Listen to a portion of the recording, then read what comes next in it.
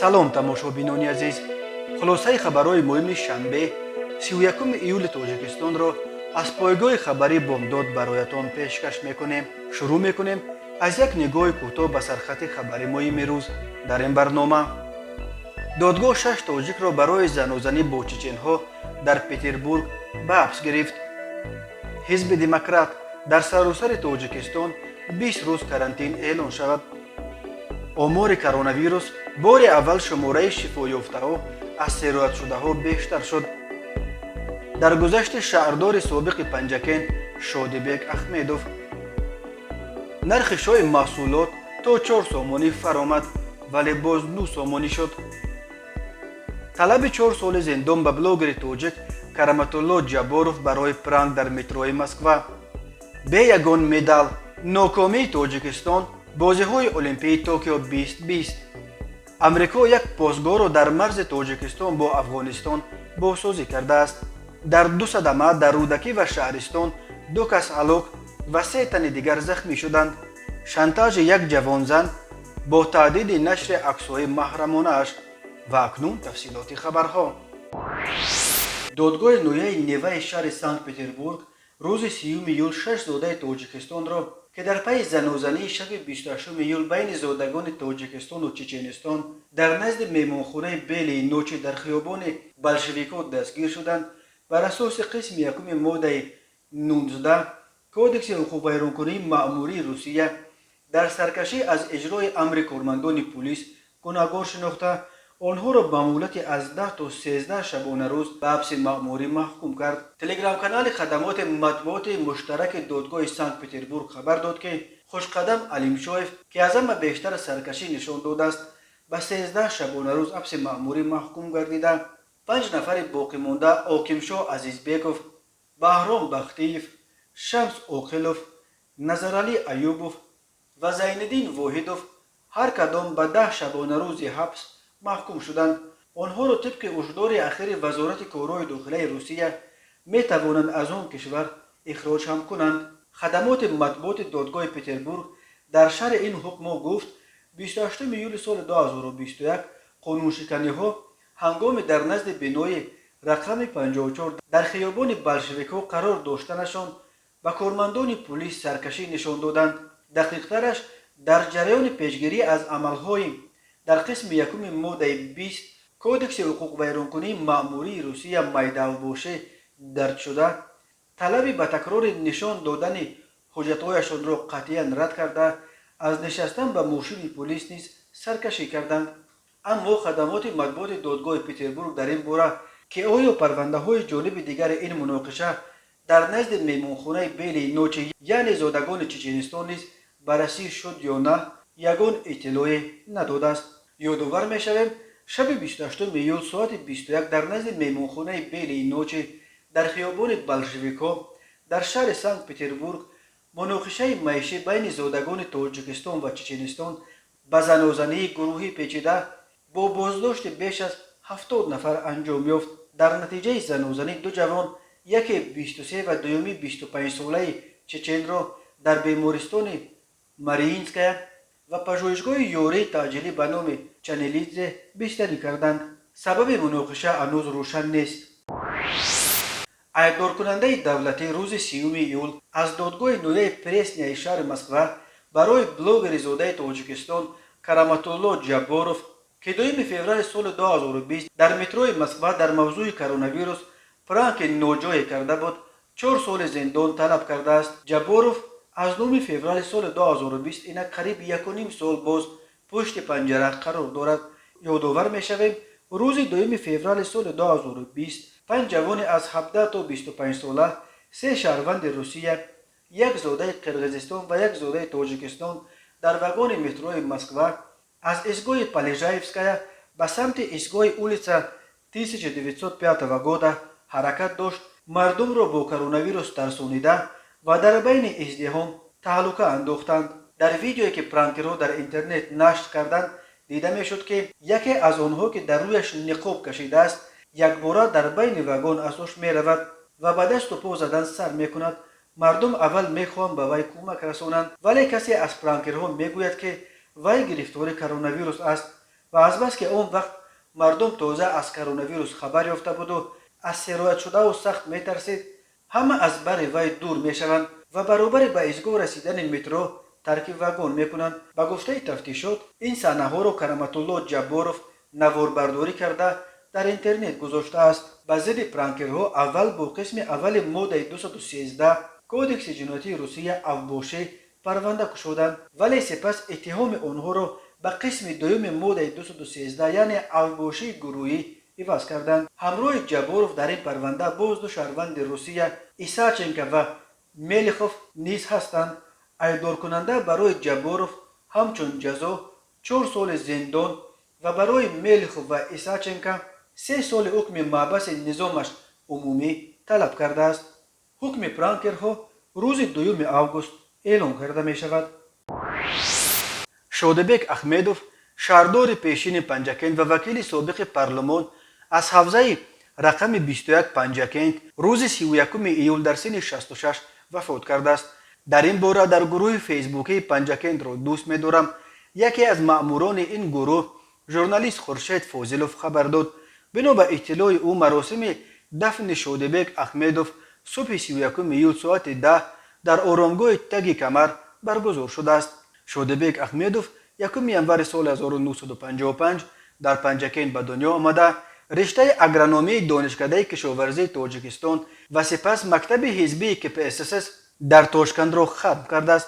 او در دوران شوروی سابقه کاریش را همچون اگرونوم در کلخوز به نام رودکی سر کرده خیلی زود به کارهای حزبی گذشت و در ساختارهای کمسمول و KPSS کار کرده تا به مقام کاتب دوم و سپس کاتب یکم حزب کمونیستی در پنجکند رسید.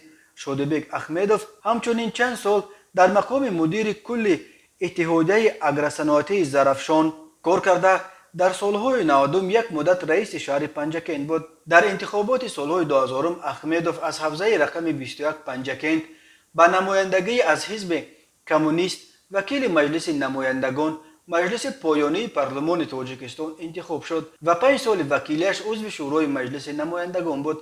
به اطلاع خورشید فاضلوف شودبک احمدوف سالهای آخر به تجارت رو آورده بود و مالک عمریان یکی از مرکزهای خدمت رسانی زمانوی در پنجکند بود. نرخ 1 کیلو سبزی که ساکنان وقتهای آخر به سبب جست و خیز نرخش آن را با کنایه شوی محصولات نام کردند بعدی به بازار در آمدن حاصل نو تا حد 4 سامانی پایین رفته بود. روزهای آخر در بازارهای وادی وخش دوباره تا به 9 سامانی بالا رفته است. ساکنان میگویند سبب دوباره به آسمان جهیدن نرخ سبزی را کسی شرح دادن نمیتواند. یادآور میشویم در ماه می سال جاری نرخ سبزی در بازارهای تاجیکستان از 2 سامانی برای 1 کیلو تا به 10 سامانی و در برخی شهر و ناحیه‌ها حتی تا به 12 و 13 سامانی خست. نرخ این محصولات در دیگر کشورهای منطقه آسیای مرکزی نیز در ماه‌های آخر چند برابر بالا رفته بود، ولی مقامات اظهار امیدواری میکردند که با وارد شدن حاصل نو به بازارها نرخ معمولی سبزی نیز برقرار خواهد شد. همین طور به گفته همصحبتان پایگاه خبری بامداد از وادی وخش نرخ مواد سوخت در بازارهای وادی وخش شدیداً افزایش یافته نرخ 1 لیتر بنزین به 9 سامانی و 60 درم 9 سامانی و 70 درم رسیده است. نرخ گاز در نقطه‌های سوخت فروشی خرد 5 سامانی و 90 درم و در نقطه‌های بزرگ 6 سامانی شده است. یک ساکن شهر باختر در صحبت با پایگاه خبری بامداد گفت به فرق از سبزی و مواد سوخت نرخ برخی محصولات دیگر در وقت‌های آخر یک کمی کاهش یافته است. برای مثال 5 لیتر روغن پیش 115 سامانی بود ولی من دیروز به نرخ 105 سامانی خریدم. فروشنده گفت امکان دارد که تا 95 درم باز ارزانتر شود. به گفته همصحبت بامداد نرخ یک خلطه ارد نیز تا 40 سامانی ارزانتر شده است. یک خلطه 50 کیلویی ارد پیش 255-260 سامانی بود ولی حالا در بازارهای باختر با نرخ 220 سامانی فروخته می شود. ارد و روغن از محصولات اساسی خوردنی برای اکثر خانواده ها در تاجیکستان به شمار می رود که پایین رفتن نرخش مردم را خرسند کرده است. همین طور سبزی یک محصولات مهم برای پختن آش طعام از همه دوست داشته مردم در تاجیکستان و دیگر کشورهای آسیای مرکزی و دوباره به بالا جهیدن و به 9 سامانی رسیدن نرخ 1 کیلوی آن ساکنان را دیگر باره نگران کرده است. شورای سیاسی حزب دموکراتی تاجیکستان روز 31 ایول با نشر یک مراجعتنامه به عنوان راهبران ستاد جمهوری مبارزه با کرونا ویروس پیشنهاد کرد که به خاطر پیشگیری افزایش بیماری در میان مردم و سرعت بخشیدن به تبابت گرفتاران پیش از استقلال جشن 30 سالگی استقلالیت در سراسر جمهوری به مدت 20 روز کرانتین اعلان کرده شود. این مراجعتنامه در حالی است که با وجود روز تا روز افزودن شماره گرفتاران و دعوت‌های برای جاری کردن کرانتین شدید در تاجیکستان، مقامات وزارت تندرستی میگویند ضرورت جاری کردن کرانتین را در کشور نمی‌بینند. غفار محسن زاده، معاون اول وزیر تندرستی، روز 26 ایول در نشست خبری این وزارت گفت وضعیت آن طوری نیست که کرانتین راه اندازی شود. مردم باید تلاش کنند که واکسن نگیرند، احتیاطکار باشند و توصیه‌های متخصصان را برای پیشگیری جدی گیرند و رعایت کنند. در مراجعتنامه حزب دموکرات که در صحیفه رئیسش سید جعفر عثمانزاده در فیسبوک نشر شد گفته می شود که طوری به مشاهده می رسد روزهای آخر بیماری همگیر کووید 19 در سراسر جمهوری در حال افزایش یافتن است. مطابق معلوماتی که از بیمارخانه‌های جمهوری و شهر و دهات به ما می رسد شماره گرفتاران به بیماری نسبت به چند ماه پیش افزایش پیدا کرده است. در ماه‌های قبلی خبر گسترش این بیماری در کشور خیلی کم به نظر می رسید، ولی در این ماه اخیر خبر پنهان شدن بیماری در شهر و دهکده‌های کشور زیادتر شده است. آدمان از افزایش شماره گرفتار شده ها در بیمارخانه‌ها و منزل زیستشان خبر می دهند. حالت بیداشتی خیلی از بازار و فروشگاه‌ها داخل واسطه نقلیات به طلبات روز جوابگو نیست. در برابر این وضع طاقت فرسای فصل گرما و هوای گل‌آلود چند روز اخیر در پایتخت و چند شهر و دهات‌ها زمینه افزایش بیماری را بیشتر ساخته است. گفته می شود در مراجعتنامه دموکرات‌های تاجیک تاکید کردند که این همه در دوره است که در تاجیکستان همه به جشن 30 سالگی استقلالیت دولتی جمهوری تاجیکستان آماده می‌گیرند. این جشن و این صحنه برای مردم ما خیلی عزیز است و آن باید به طور شایسته استقبال گرفته شود. بنابراین برای پیشگیری افزایش بیماری در میان مردم و سرعت بخشیدن به تبابت گرفتاران پیش از استقلال جشن 30 سالگی استقلالیت پیشنهاد میکنیم که در سراسر جمهوری به مدت 20 روز کرانتین اعلان کرده شود. مؤلفان مراجعتنامه می‌افزایند که البته حل این مسئله در هماهنگی با زیرساختارهای دخلدار حکومت جمهوری تاجیکستان با نظر داشت همه حالت و واقعیت‌ها باید صورت بگیرد. وزارت تندرستی تاجیکستان شام 30 ایول خبر داد که در یک شبانه روز آخر در کشور 75 حالت نو گرفتاری شوی به کرونا ویروس نو کووید 19 ثبت شده. 81 نفر در یک شبانه روز آخر برعکس از این بیماری شفا یافتند. از 21 ایون به این طرف که مقامات تاجیکستان بار اول از اول سال 2021 آشکار شدن حالت‌های نو سرایتی ساکنان به کرونا ویروس را اعتراف کردند. این بار اول است که شماره شفا یافتگان نسبت به سرایت شدگان در یک شبانه روز زیادتر شده است. تا کنون تمایل برعکس بود. بنا به آمار رسمی وزارت تندرستی اولو در تاجیکستان در خانه و یا در مؤسسه های تندرستی در عموم 413 بیمار از کرونا ویروس تبابت میگیرند. در همین حال طبق آمار رسمی با 75 حالت اخیر سرایت شماره عمومی گرفتار شدگان به کرونا ویروس از آغاز پاندمی تا شام 30 ایول از 15000 گذشته و به 15004 نفر رسید. از این شمار 14470 نفر یا 96.4 از شماره عمومی گرفتار شدگان شفا یافته، 121 نفر فوتیدند. وزارت تندرستی تنها در ماه ایول سال جاری مرگ 31 نفر را از کرونا ویروس رسما تصدیق کرده است که این ماه ایول را به قربانی ترین ماه از زمان شروع پاندمی در تاجیکستان تبدیل می دهد. روز 30 ایول در حضور کاردار سفارت امریکا در تاجیکستان جان گینکل و معاون فرمانده قشون‌های مرزبانی تاجیکستان پلکونیک رجب سعیدزاده در نویه شهر توس مراسم سپاریدن پاسگاه مرزی دایر شد. این پاسگاه مرزی با مبلغ $570,000 کمک مالیوی امریکا تعمیر و بازسازی شده است. سفارت امریکا گفت این پاسگاه برای نیروهای مرزبانی امکان علاوگی برای نظارت و پاسبانی مرز با افغانستان را در منطقه شهر توس ولایت ختلان فراهم می‌آورد. انشاءات مذکور اقتدار نیروهای سرحدی را برای پیگیری و پیشگیری ویرانکنی مرزها تقریبا 15-20 کیلومتر و مقاومت با تهدیدهای فراملی از جمله قاچاق مواد مخدر، قاچاق و افراطگری و زورآوری به طور نظررس بلند می‌بردارد.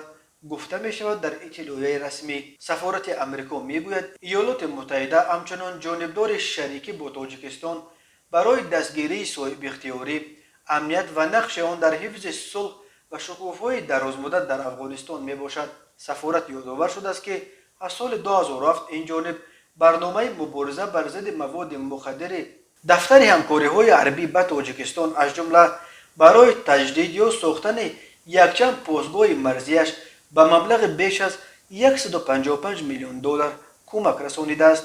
بنا به آمار سفارت امریکا، ایالات متحده در طول قریب 30 سال همکاری با تاجیکستان توسط برنامه‌های به بخش خصوصی، کشاورزی، تندرستی، معارف، نهادهای دموکراتی و امنیت تاجیکستان را دستگیری می‌کند. به مبلغ بیش از $1.8 میلیارد کمک کرده است. ولی حامیان حقوق میگویند کمک‌های امریکا به تاجیکستان در سالهای اخیر بیشتر به مقامات امنیتی این کشور صورت گرفته، مبلغ‌گذاری برنامه‌های دیگری چون حقوق انسان، آزادی مطبوعات و آزادی‌های دموکراتی از جانب امریکا برعکس خیلی کاهش یافته است. روز 31 ایول دو ورزشگر آخرین دسته المپی تاجیکستان بهادر عثمانوف در نمود بوکس و الدر احمدیف در ورزش سبک نیز شکست خوردند و با همین بازی‌های المپی توکیو برای تیم تاجیکستان جمع بست شد و متاسفانه به یگان مدال از سال 2004 به این طرف این بار اول است که تیم تاجیکستان از المپیاد به مدال برمیگردد.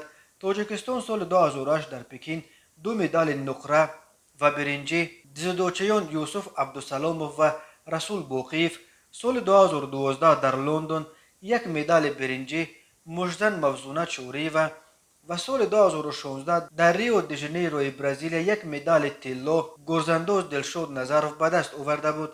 روز 31 ایول بهادر عثمانوف در دور اول وزن 63 کیلوگرم بر نماینده دومینیکن لیانل سانتوس نونیزا با حساب 4-1 غلبه کرده بود. در هشتگ فینال از ورزشگر ازبکستان النور عبدالرحیموف با حساب 0-5 مغلوب گردید و از حق ادامه رقابت‌ها محروم شد. همین طور الدر احمدیف در دو به مسافه 100 متر در گروه سیوم با نتیجه 2.66 ثانیه جای چهارم و میان 26 نفر اشتراکچی جای 12 را صاحب شد و نیز از حق ادامه مبارزه برای مدال‌های المپی را از دست داد. روز 30 ایول هر دو شناور از دسته المپی تاجیکستان عالمجان ایشانوف و انستاسیا تیورینا نیز در مسابقه شناوری طرز آزاد در مسافه 50 متر ناکام شدند. به دور بعدی 16 شناور مرد و 16 شناور زن راه میافتند، ولی ایشانوف در بین 73 نفر جای 60 را به دست آورد و انستاسیا تیورینا در بین 81 نفر جای 62 را گرفت. همین طریق همه ورزشکاران تاجیکستان اشتراکشان در بازی‌های المپی توکیو را به انجام رسانیدند و از مدال‌های المپی توکیو 2020 به نصیب ماندند. یادآور می‌شویم دسته المپی تاجیکستان از 10 ورزشکار عبارت بود. مرکز مطبوعات وزارت کارهای داخلی تاجیکستان خبر داد که در 2 صدمه مرگاور روز 30 ایول در نویه شهرستان و رودکی 2 نفر به هلاکت رسیده، 3 تن دیگر جراحت برداشتند. از جمله ساعت 11:30 بر اثر برخورد مرسدس با یک ژگولی در راه دوشنبه خوجند چنوق مسافر 41 ساله وزن 2106 جان باخته. ساعت 15:30 در حدود جماعت گلستان نویه رودکی برخورد تویوتا لند کروزر با اوپل استرا سبب هلاکت یک مسافر جیپ و جراحت برداشتن راننده اوپل و 2 مسافر دیگر تویوتا شده است. یک جوان 20 ساله ساکن جماعت اسماعیل فشار وحدت با گمان طمع‌جویی دستگیر شده است وزارت کارهای داخله گفت این جوان با جوانزن 20 ساله ساکن وحدت شنا شده توسط تلفن عکس‌های محرمانه او را گرفته است و سپس با مقصد به دست آوردن فایده مفت از ماه مارس سال 2020 تا حال با تهدید در اینترنت پند کردن این عکس‌ها و فرستادن عکس‌ها به خویش و تبار جوانزن از جبر دیده با روی تماجویی 7000 سومانی گرفته است. به این جوان اکنون بر اساس ماده 250 کودکس جنایتی تاجیکستان برای تماجویی از 5 تا 10 سال زندان تهدید می‌کند. جوانزن 23 ساله ساکن ناحیه نورآباد به آن گمان بر می‌شود که ماه مارس سال 2021 با روی پنهانی وارد منزل ساکن 23 ساله شهر دوشنبه شده از آنجا یک عدد نوتبوک تمغه آسوس، یک عدد تلفن موبیلی تمغه سامسونگ G5، یک عدد جزدان و لباسهایش را به مبلغ عمومی 5000 سومانی دزدیده است و او بر اساس ماده 244 کودکس جنایتی تاجیکستان برای دزدی از 2 تا 5 سال زندان تهدید می‌کند. ساکن 23 ساله شهر وحدت به آن گمان بر می‌شود که شب 29 به 30 ایول سال 2021 تخمینا ساعت 2:00 دقیقه شخصان نامعلوم با راه پنهانی به کارخانه قبوربراری واقع در شهر وحدت درآمده از آنجا یک سر چاروای کلان شاخدار را دزدیده است. ضرر رسانیده شده به صاحب چاروا ساکن 59 ساله دوشنبه 8000 سومانی را تشکیل می‌دهد و ساکن وحدت نیز بر اساس ماده 244 کودکس جنایتی تاجیکستان برای گاودزدی از 2 تا 5 سال زندان تهدید می‌کند. تماشابینان عزیز و گرامی، این بود مرور به خلاصه چند خبر مهم امروز تاجیکستان. خبر و گزارش‌های بیشتر از تاجیکستان و درباره تاجیکستان و اطراف آن را در سامانه پایگاه خبری بامداد پیگیری نمایید. www.bamdad.com. خوش باشید.